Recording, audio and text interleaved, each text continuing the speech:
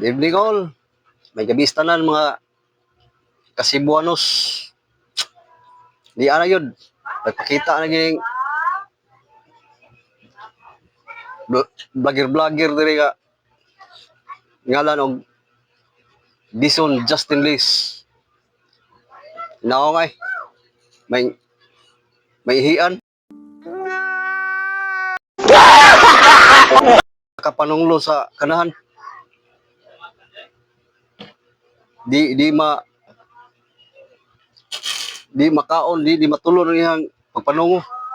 Pagyama-yama nato niya nato sa taga Cebu. Karon ngayon na siya pasaylo. Di pa na mao. Atong pagyama-yama niya sa pamilya ni Mayor Archibald sa Cebu. Nga iyang gibinastos mayo. Atong paminaw niyang public apologize. Ako si Bison Justin Lees.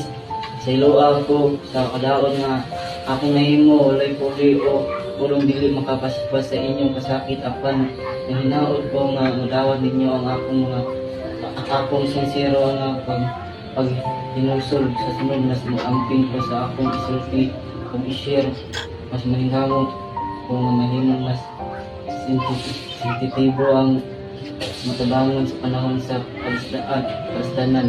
Nagampo ko alang sa inyong kaluwasan kaligkon o gali nga pagbangon. Nausa siluwa ko sa akong nabuhat nga pagkasakit ninyo.